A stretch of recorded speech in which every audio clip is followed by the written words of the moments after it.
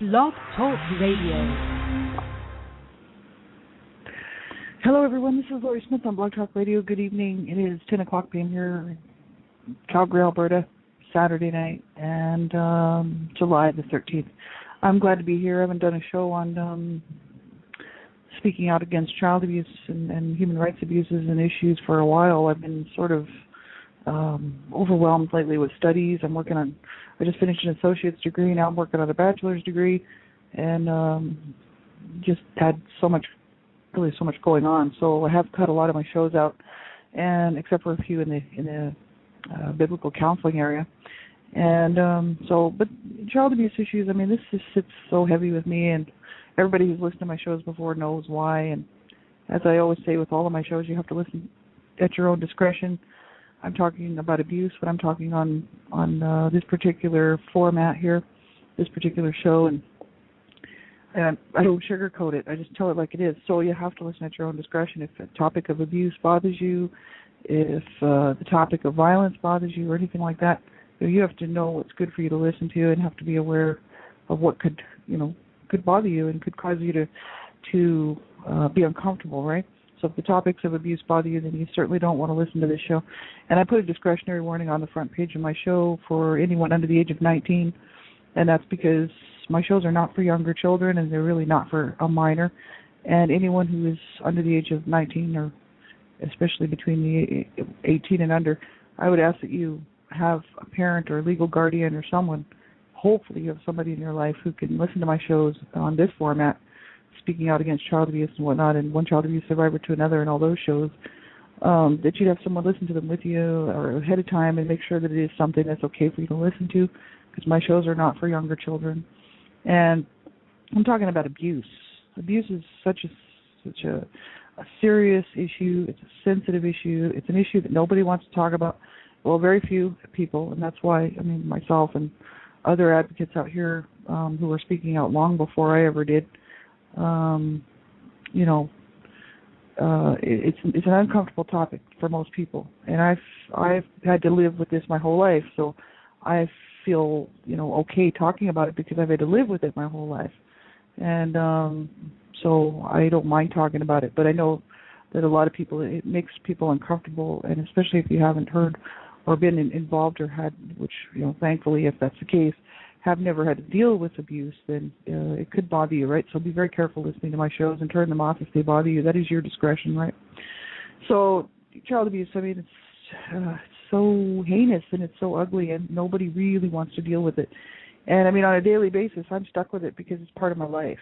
It's part of my daily existence here on the planet. And in the meantime, because I was abused and I knew so many kids growing up who were abused, and I heard about so many in the paper, I mean, it's been part of my life. I was just well aware that there are terrible things going on, and people are doing horrible things especially to children. I mean, adults is bad enough, people doing other bad things to adults, but people and other children doing bad things to children is just absolutely horrible. And it's just, I figured, hey, I got a voice, I can speak out. I have a voice, and this is something that just sits at the very core of my being. So I just figured I'd get involved with all the other advocates out here, who are speaking out against child abuse, and add my voice to the ranks, and I've had a lot of people listen to my shows, and I appreciate everybody who's tuned in over the years. I've been doing this since November 2009, and was involved with some not-for-profit groups, not dealing with child abuse, but mainly human rights abuses, for a few years before that, so starting roughly right around 2007, and then decided to start doing these shows in 2009, and when I stumbled across Blog Talk Radio, and a great show with Gail Crabtree, I think it was called Hope for Healing. Yeah, Hope for Healing. Well, it was a great show. And that's how I sort of stumbled onto Blog Talk Radio. And so I've done over 1,000 shows, and it's been an interesting journey. My healing journey happened during these shows, the bulk of my healing journey. And I did write 3 books, and I wrote some poems that went into some other books and were published elsewhere. So I'm not only self-published, but I'm also a published author. And my books are very graphic and they're true, and so it's hard to publish true graphic work. If I was writing fiction, I might have a better time publishing it, but because it's real and it's reality and it's truth, it doesn't stand a fair chance at probably getting ever published by a publisher. But that's okay, because it's not about that. I really needed to get my story told, because I needed to be able to voice what happened to me and my family, my brothers, my sisters, and my mom, and what happened to us, and what happened to me. So I needed to do that for my healing journey. And so I felt that, for anybody out there who's interested in reading my story, it's graphic, and that's all I have to say about it. It's very graphic, and that's the truth. That's the truth of abuse. We can't hide it by sugarcoating it and making it sound better than it. Oh, well, it wasn't really that bad, or trying to dismiss it away, right? Because we're talking, children are dying.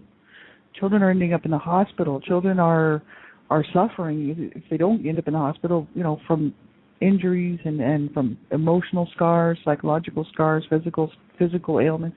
I mean, this is horrible, and this is worldwide. And so that's why I do what I do, just because I figure, well, I've got a voice, and while I'm here on the planet, I can use it to speak out against what is completely and wholly and truthfully wrong. And I don't mind, you know what I mean? I don't have a lot of friends, and so I don't, it's not like I'm trying to gain popularity. Because I do what I do, I don't have very many friends, actually. People don't want to deal with someone like me. I've been abused horrifically as a child. I don't like people who are trivial and don't care about stuff like this, so I don't tend to hang around with too many people. I like people that are serious, and I like people that like to have fun too, but I also like people that are not afraid to face facts and face reality. And so many people are so not really into reality, so I can't hang out with them, because they don't even care that these things are happening to children. They don't care that this stuff is going on right now. Right, and so that's what I didn't do this for popularity. I never really, wasn't an intention to gain a lot of friends or to gain a lot of popularity or anything like that. I donate all the profits to my books to not-for-profit charities who speak out against and who work to fight against child abuse, and I don't want the money from this. I don't want it. It was just because I wanted to add my voice to all the other voices that are out there speaking out against child abuse, right? So, I didn't want a show talking about what color of nail polish I painted my toenails with the other day. I really don't care about that stuff. Like, kids are dying, and if they don't die, they're going to die spiritually. They're going to die anyway, right? I knew so many young people when I was growing up who were just basically like myself, maybe, abused in different ways. Some of us were physically abused, some were sexually abused, some were just emotionally, psychologically abused. But I knew so many kids who were really dealing with a lot of stuff that they should not have had to deal with. And people call it, discipline. People call it, it's a parent's prerogative to do whatever they want. And that's just incredibly wrong, because that's false. Child abuse is a crime, punishable by the law, and people don't consider abuse. They consider it to be somebody else's problem, disciplinary action by a parent. And people need to wake up to the realities of abuse, right? So my work is published in a couple of books with RSOSA, and that's Reaching Survivors of Sexual Abuse, founded by Kate Swift out of England, out of the UK. And RSOSA is a group of survivors, and we put out, all of us, there's so many people involved in this, headed up by Kate Swift, really her idea to do this, but we have books that are published that are in libraries now. One's called Silent No More. It's a collection of works by Reaching Survivors of Sexual Abuse, RSOSA, founded by Kate Swift, and we have another one that was a second book that we did, Growing Stronger, Growing Free, The Journey of Recovery from Childhood Sexual Abuse and the Hope for Healing. This is a second collection of works by Reaching Survivors of Sexual Abuse, RSOSA, founded by Kate Swift. And these are put out by Chipmunk Publishing, the mental health publisher in the UK. And you can find Kate Swift's work done and contact info and her website, her awesome, amazing website, thistangledweb.co.uk. This Tangled Web, if you type into your browser, This Tangled Web, it should take you there. And I'm going to read a couple of my poems. I'm not going to read anybody else's poems because I don't have permission, but I'm going to read a couple of my poems that are in those books. And one of them is my poem that's very disturbing. It's called Bound and Gagged. And I'm just going to read it, and you have to listen at your own discretion, as I said, and know that because you are listening to this show, that you are listening at your own discretion. So there you go. Bound and gagged, scratching, clawing, pushing, punching, darkness, sobbing, choking, blackness, gasping, shaking, bound, gagged, hands, fingers, head, mouth, body, where they should not be, overpowering me, drowning, swallowed into darkness. 8 years old. Why is this happening to me? 13 years later, gynecologist tells me, you're no virgin, honey. Innocence stolen from me. Cannot let anyone touch me. Bound, gagged. That's a poem that I wrote. It just came right out. I didn't have to think about it. I think I was actually in a bit of a place that I would go to, the dark place where I was able to reach those feelings and remember what it was like to be sexually abused, to be raped, to be sodomized, to be tortured sexually. And it wasn't a game. I was tied up and I was gagged and I was forcibly raped, right, at 8 years old, and by one of my brothers. And so my mom knew about it, did nothing about it, and it's just a horrific situation that kids are dealing with right now as I speak on this show, right? And this is a tragedy. This is the sad reality. This was my reality. This is so many children's reality, right? And then in Growing Stronger, Growing Free, we decided with this book that we would write or contribute anything that was of a healing nature to this book. And the first book was more oriented to the actual horror of abuse and child abuse, right? And child sexual abuse mainly. And this book is more of a healing book and more a healing type, poetry and stories and artwork and whatnot. So it's a great book. Both of them are great books. Put out by so many people, so many survivors were involved in these books, right? And it's a real honor to be part of this, right? This poem is my poem, and it was written not too long ago. I actually wrote this one in first part of 2012. And it's called My Victory. You chose your weapons, leaving me no shield, no protection, no safety, a prisoner in your lair. It was your fancy and your delight to watch me cower and tremble, not able to fight. You waged war and brutality against me, a small child, bruised, battered, bloodied. You chanted your victory shout, believing you had won the battle. Over time you fell. Death, insanity, madness overtook you, and your frame returned to dust. A small wounded child grew amongst the thorns. She learned along the path from teachers wise and true. They taught her to learn to love herself, taught her to love others. They planted a spark of light within that grew as time moved on. Today that small girl is grown and stands tall. She faced her demons, faced her death, and learned to love and live. And that's my victory. That is my victory. They could not kill me. They could not destroy me. They could not get me to destroy myself, which is a miracle because 2 of my brothers killed themselves, and it's really quite unfortunate, but they did. And not at the same time, years apart, but 2 of my brothers, my parents won with them because they destroyed my brothers, and my brothers allowed them to do it. And for me, it's a huge victory for me to sit here today and be able to say this, to be able to say this is my victory. My parents could not destroy me. I have love in my heart. I've got peace in my heart. I've got joy in my heart. I've got a real feeling of being completely blessed to be here because they could not kill me. They could not. They tried. And they could not destroy my spirit. They could not. They did try. And I thought they had for a long time. My abusers, which was mainly my mother and my dad and one of my brothers. But they thought they had won, And what's really funny is they didn't. And I laugh about that. I'm like, I'm so thankful that I was able to see past that. And that all happened, it took me to the age of 42 to get there. That's how long it takes. That's how long it takes a lot of us. It's not something you can just get over. For so many survivors. So many people like to say, "Oh, well, can't you just get over it?" I don't know. Can you? Let's just see how you do faring 18 years of physical, emotional, psychological, sexual abuse, and then we'll talk about it.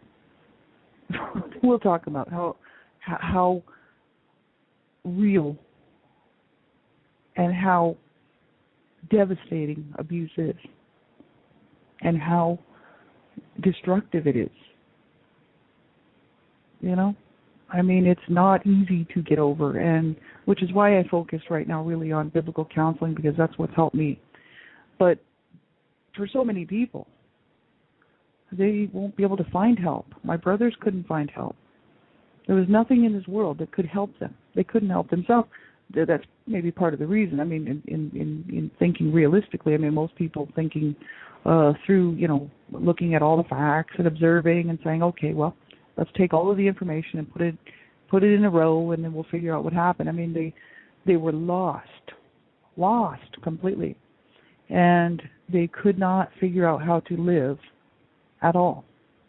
So they killed themselves, right? Which is the road that I was always heading on myself. I came from the same family. I grew up in the same nest, and I for whatever reason, it could have been the type of, possibly because of my friends and the I guess the observance of how these other people lived, and watching my friends' parents and how they related to each other, and listening to some really good words of wisdom from people who did care and who were more of a parental role and guide to me than my own parents, obviously. Right? But for whatever reason, my brothers could not do it. And it killed them. And abuse kills, even if it doesn't, like I'm saying, even if it doesn't kill these children outright. It does kill. It kills their spirit. It kills their sense of joy. They don't even know what it is. It kills their ability to make choices, to make the right choices for themselves. It kills their sense of worth. Even if it's not physical abuse. Emotional, psychological abuse is what really screws with a person. I'm still suffering from physical ailments because of the abuse that I suffered, but that's nothing near at all remotely close to what happened to my heart and to my mind, being scarred by what was not my fault, what people were doing to me out of sheer hatred and their own power trip, I guess, if you want to call it that. And, absolutely horrific that people do these things to children, and then we're supposed to just get over it. Oh, yeah, I've heard that many times. And I've heard other people say it to other survivors, too. Oh, they should just be able to get over it. Right. Walk a mile in somebody's shoes first before you say that. You walk a mile in somebody's shoes before you tell a rape victim to get over it. You walk a mile in somebody's shoes before you tell anybody to get over it. I've survived, and I'm doing really well as far as my, psyche goes, and my emotions, and my everything's under control now. But, I wasn't always this way, and that's a hard place to be. I know what it's like to be there, and I know what it's like for these people out here who are suffering and tormented by their past and have not been able to find that path that takes them to a better place.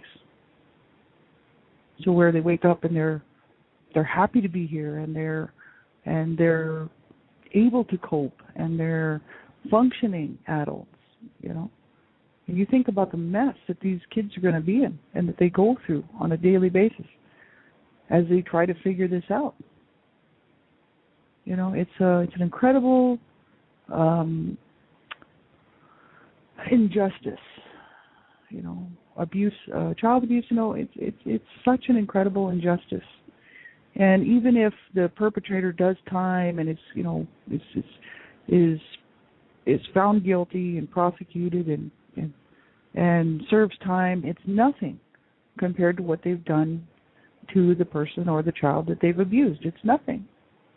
You can never, ever make up for these things. You can never, ever make up for these things.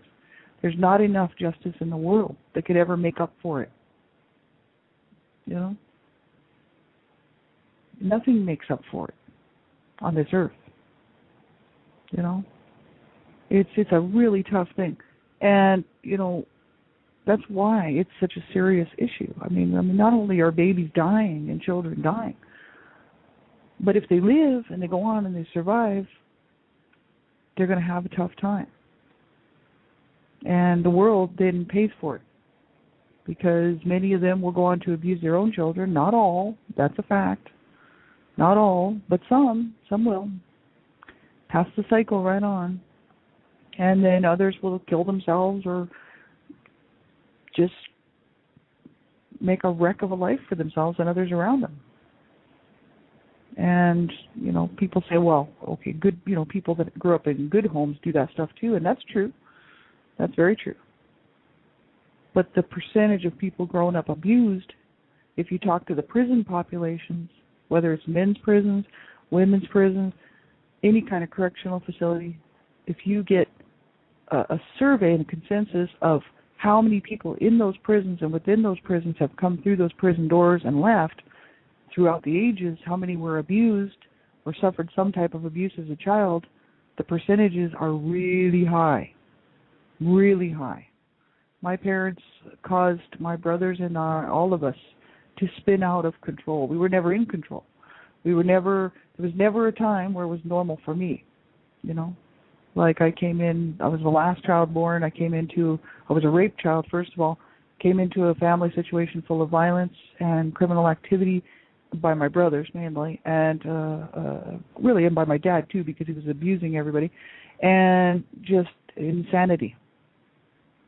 And so it's a miracle that I managed to stay out of jail. It's a miracle that I actually managed to fight against the whole idea of I just wanted to be free. I didn't want to go to jail. My brothers had all been in prison. Not all. Okay, one of them didn't go to prison, but the other three ended up in either prison or jail at some point in their lifetime.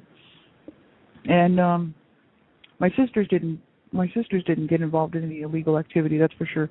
But they were, and they, you know, one still is very much just I don't know, not facing reality most of the time, just living within their own little strange little world. But you know, I kind of went the way my brothers went and really got involved in a lot of insane stuff that most people would think was just kid stuff, but it was very actually serious stuff that, you know, would have been a real problem had I been caught. And, you know, would I have done that had I grew up with parents who were loving and caring and actually taught me the right things, you know? I mean, I like to think that things would have been a little different. You know what I mean?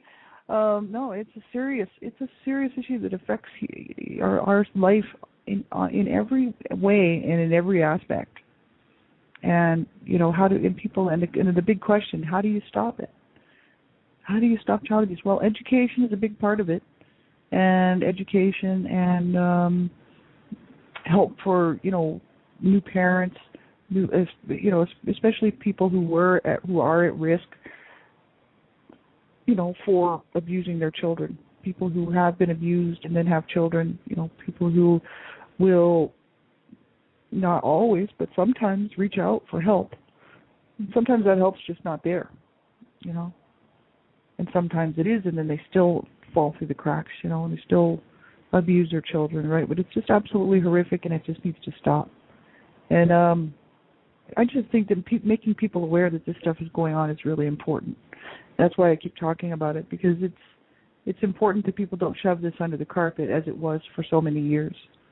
Because people started speaking out against it and people started to make enough noise about it, funding started happening for help for people who are struggling and also for children who are being abused, right? And now, there's still, I would say 90% from even making a dent in the whole thing, but at least it's a start, it's still screwed up.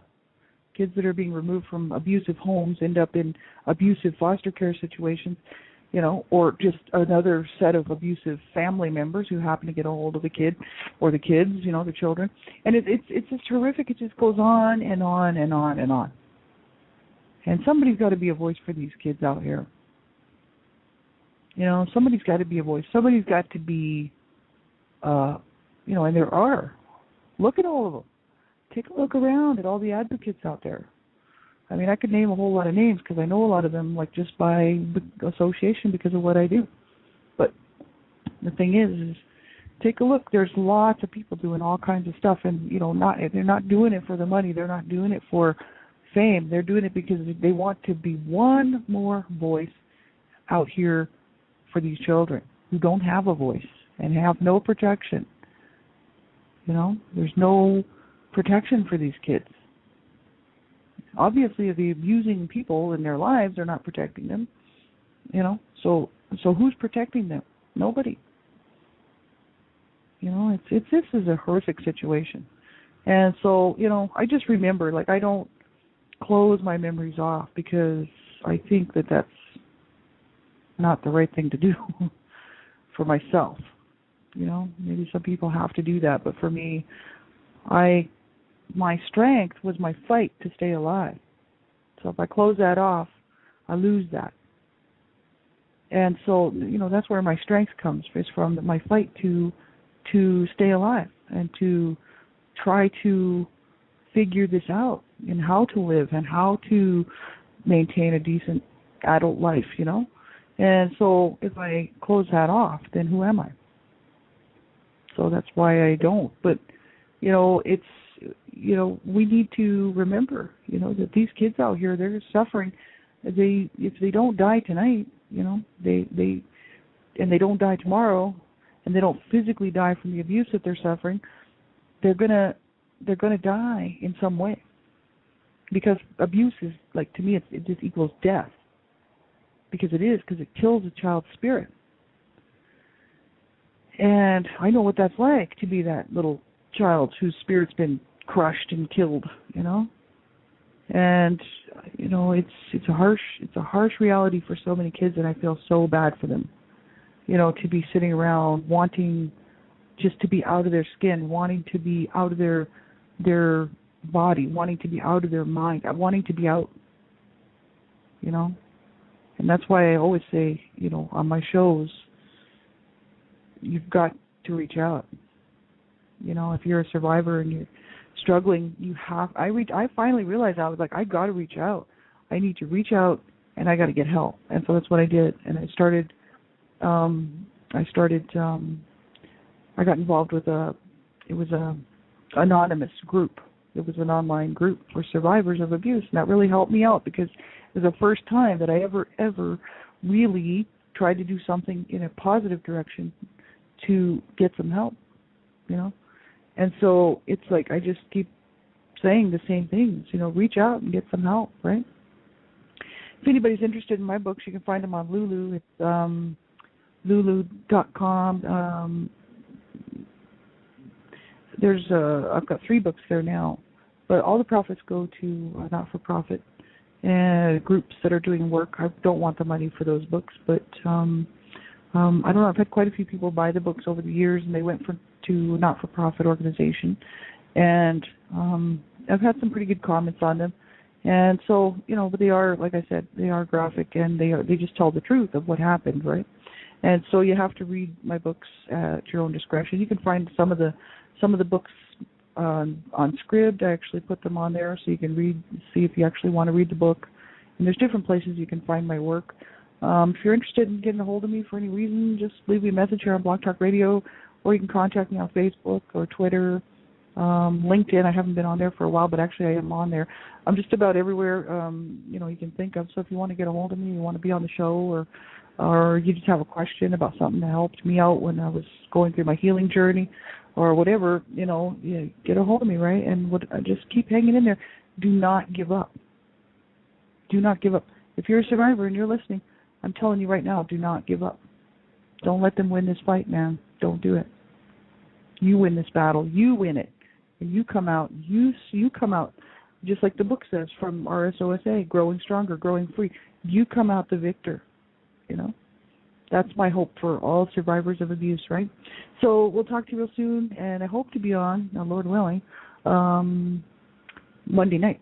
So, thanks everybody for tuning into my shows, and I really appreciate it. Like I said, I've had a lot of people tune in over the years, and I just thank each and every one of you. Have a great night. God bless. Bye-bye.